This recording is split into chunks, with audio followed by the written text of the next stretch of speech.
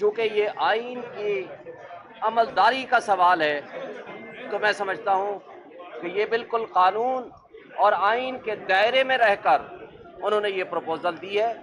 تو اس لیے constitution of bench and formation of a bench یہ چیف جسٹس کا ثوابدیدی اختیار ہے جو ان کو کانسٹیٹیوشن اور سپریم کورٹ رولز دیتے ہیں، اور بڑے آنریبل ججز اس میں شامل ہیں جو کہ ڈائیورسیفائڈ اور lot of variety of experience رکھنے والے جج صاحبان ہیں.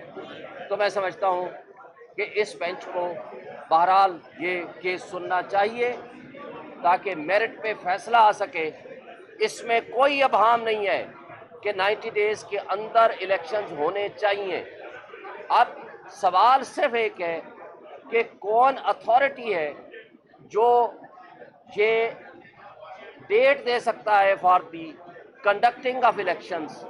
اس کے علاوہ باقی سوال سیکنڈری ہے، اس سے اوپر کوئی دوسری رائے نہیں ہے کہ 90 ڈیز سے اس الیکشن کو آگے لے کے جائیں. تو لہٰذا میں سمجھتا ہوں کہ آنریبل بینچ کے پاس اب منڈے سے یہ پروسیڈنگ شروع ہو جائیں گی. اور ساتھ ہی میں آپ کے توسط سے ایک گزارش آنریبل چیف جسٹس سے بھی کہنا چاہتا ہوں کہ جو کہ آج یہ میٹر ڈسکس بھی ہوا ہے کہ جو کل ایک پولیٹیکل پارٹی کی لیڈر نے جو عدلیہ کے اوپر اٹیک کیا ہے، پریشرائزنگ ٹیکٹکس استعمال کیے ہیں جو کہ صریحاً توہین عدالت ہے. آپ کسی جج کو کسی حوالے سے ملائن نہیں کر سکتے، اس کی تصدیق نہیں کر سکتے، اور ایک پینڈنگ کیس کے اوپر اس طرح اثر انداز ہونے کی کوشش نہیں کر سکتے.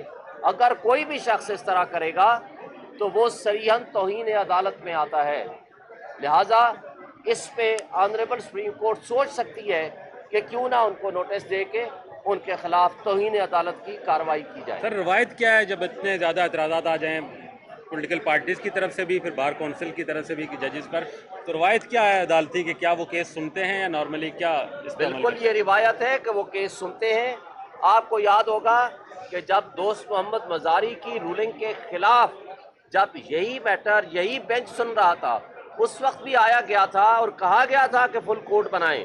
اس وقت بھی اسی طرح پولیٹیکل پارٹیز نے شدید الفاظ میں کرٹیسائز کیا تھا، جس کے اوپر سپریم کورٹ نے بہرحال جوڈیشل ریسٹرینٹ کا مظاہرہ کیا لیکن بینچ کو تبدیل نہیں کیا اور انہوں نے میرٹ پہ اس کیس کا فیصلہ کیا، جو میں سمجھتا ہوں قاسم سوری والی ججمنٹ کے بعد، ان کی رولنگ کے خلاف ججمنٹ کے بعد یہ بہت بڑا فیصلہ تھا جو آنریبل سپریم کورٹ کے اسی بینچ نے headed by justice Umar Ata Bandial, جس میں جسٹس منیب بھی تھے، جس میں اعجاز الحسن صاحب بھی تھے، اور انہوں نے ان رولنگ کو ختم کیا اور فیصلہ کیا. انہوں نے اس اعتراض کو نہیں مانا تھا. شکریہ سر، شکریہ.